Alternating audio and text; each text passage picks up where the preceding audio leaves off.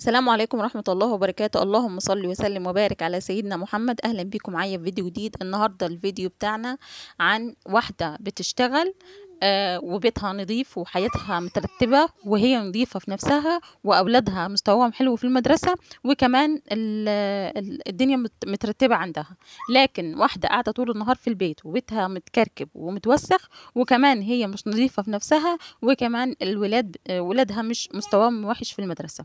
ليه بيحصل ده كله؟ أول حاجة هي ما عندهاش وقت عشان تقعد قدام فيلم ولا تقعد قدام مسلسل ولا تقعد قدام برنامج وتضيع وقت على الفيسبوك والواتساب والكلام ده.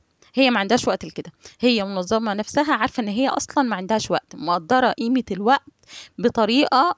طبعا عشان تكون ناجحة في ده كله هي مقدرة قيمة الوقت، مقدرة ان هي ما ينفعش تخلي الحاجة بتاعت النهاردة تخليها بكرة، وما ينفعش تسوف اللي عليها، الواجبات اللي عليها بتاعت النهاردة ما ينفعش تخليها بكرة. عشان كده دي اول نقطة هي مهتمية بيها، انها لازم نهتم بقيمة الوقت. لازم نكون عارفين ان الوقت اللي بيضيع مننا مش بيرجع تاني. يعني لو كنت تعبانة تمام، لكن لو ما كنتش تعبانة وكان عندك ملل وأرق وكلام من ده، لا، ما مش هتقدري تنجزي حاجة. فهي اللي بتشتغل عارفة قيمة الوقت وعارفة ان هي مش فاضية ان هي تقعد تعمل اي حاجة غير ان هي تخلص اللي عليها وتخلص واجباتها. تاني حاجة، هي بتخرج بتشوف وشوش تانية، بتتعامل في حاجات تانية. حتى لو كان في مشاكل في الشغل، برضو المشاكل دي مشاكل مع ناس تانية، مش يعني قصدي في خناقات تانية بتحصل. يعني مش طول النهار قاعدة في البيت وقاعدة تتخانقي نفس الخناقة بتاعت كل مرة مع جوزك، مع الولاد مسكوا بعض بيضربوا بعض، الولاد كركبوا الدنيا تاني بعد ما انت خلصتي، الولاد مش راضيين يناموا، الولاد مش عارفة ايه. لا، في حاجة شغلة دماغها تاني غير الحاجات دي. يعني كتر التركيز ان انت كل يوم تتخانقي في نفس الخناقه او تعملي نفس اللي انت عملتيه، ده اللي بيخليكي تملي، يعني تحسي بالملل ومش عايزه تعملي اي حاجه في البيت. وخصوصا فصل الصيف لو ما عندكيش هدف او ما عندكيش أي حاجه او هوايه تعمليها في فصل الصيف، بتحسي طول اليوم ان انت مش عايزه تعملي حاجه، مش عايزه تنجزي اي حاجه، عايزه بس تقعدي قدام التلفزيون، تاكلي فشار وتشربي ماء وتشربي عصير مانجا وتقعدي ما تعمليش اي حاجه. دي حاجه من الحاجات اللي بصراحه لفتت نظري في الموضوع ده، ان هي بتفتح مجالات جديده في دماغها. حتى يعني لو قاعده كده مع واحده صاحبتها واتكلمت في الموضوع ده بيفتح دماغها. فاهمين ازاي؟ بيخليها تفكر في حاجات تاني، تفكير تاني. فهي يعني حاولي انت بقى تكوني صداقات او تشوفي اي حاجه من دي، انها بقى تهتم بنفسها. بصوا، هي بتطلع، يعني الواحده اللي بتشتغل دي بتطلع كل يوم، بتقابل ناس جديده، بتقابل اصحاب. ممكن واحده ممكن هي بتحب تطلع بشكل حلو قدام الناس. ممكن هي واحده، لو انت كمان مش مهتمه بنفسك وتعرفت على واحده صاحبتك مهتمه بنفسها، بتتعدي منها الاهتمام بالنفس، بتتعدي منها انك انت تصلي، بتتعدي منها ان انت يعني زي صاحبتك ما بتعمل انت بتكوني عايزه تعملي زيها. كل الصحاب بيجرجروا بعض كده مع بعضيهم، بيعملوا كده زي ما بيقولوا الصاحب ساحب.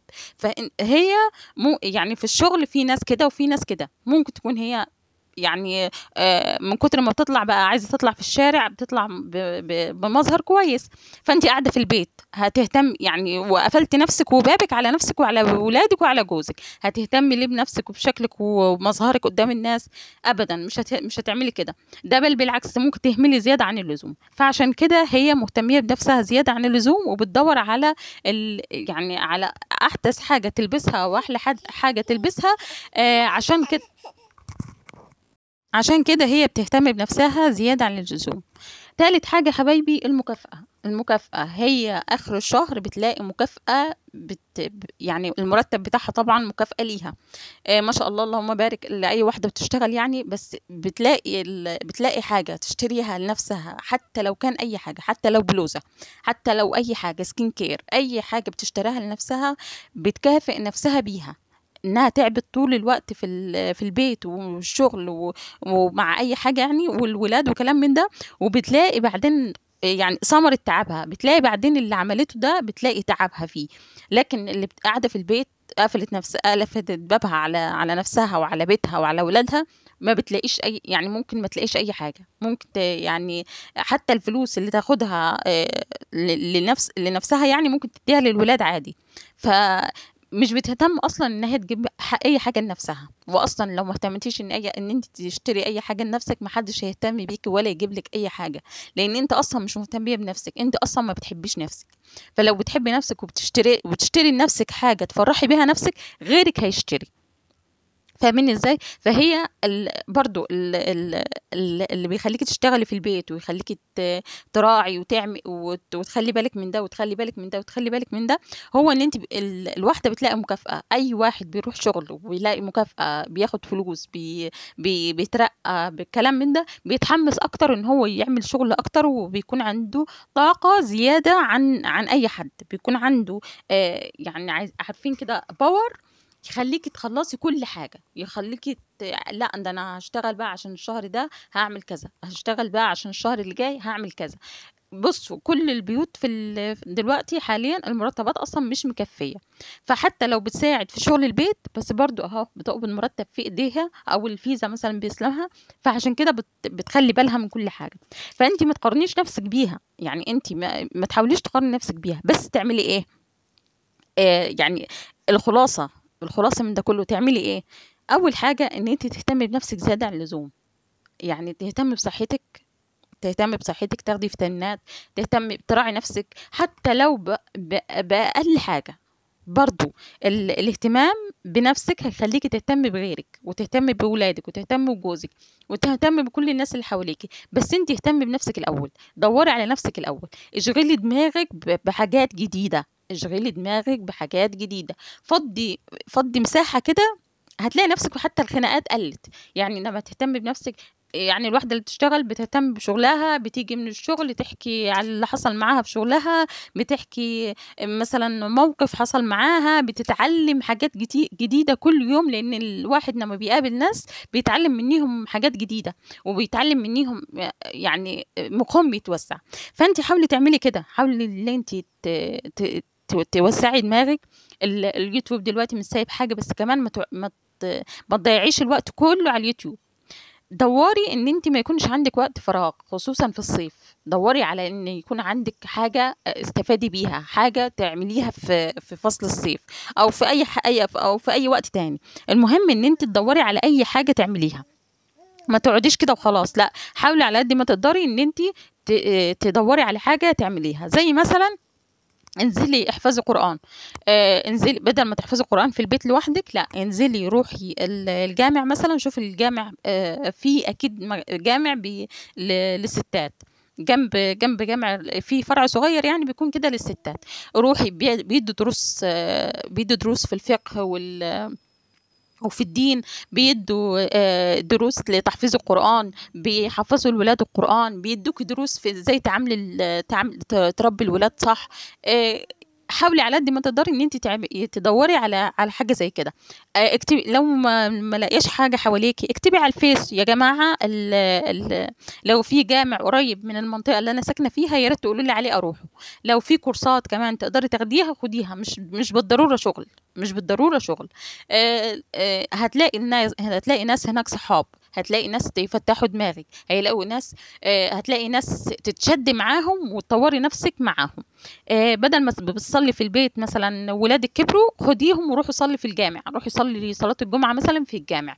هو الصلاة طبعا في البيت احسن للستات، بس برضو لو نزلتي، لو انت مالكيش صحاب مثلا او حاجة كده هتشجعي اكتر، يعني لو صليت صلاة جماعة قصدي ان انت بتشجعي اكتر. لو قاعدة يعني احنا ايام المدينة الجامعية وكده كنا قاعدين في المدينة الجامعية، كان في منهم انا وكنت بأثر في الصلاة، فمن كتر ما كنا بنصلي جماعة بقى لا خلاص مش عايزين صلاة تفوتنا. فاهماني ازاي؟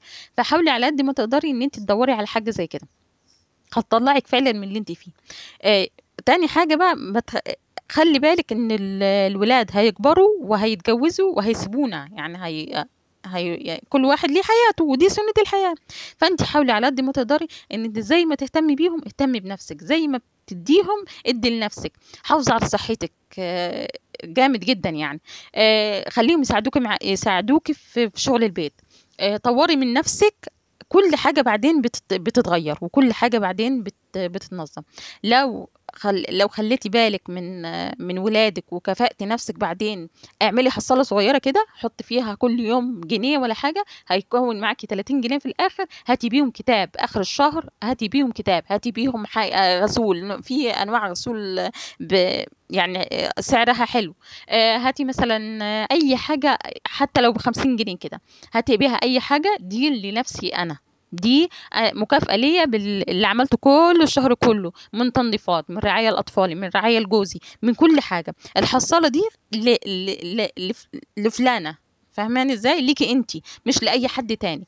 ما تجيبيش حاجة للبيت، ما تجيبيش حاجة للمطبخ، لا، هاتي حاجة لنفسك انتي، هاتي حاجة تفرحك انتي، هاتي حاجة تبسطك انتي، فاهماني ازاي؟ هاتي مثلا أكلة بتحبيها لنفسك، فاهماني ازاي؟ حاولي على قد ما تقدري تدوري على حاجه ليكي انتي.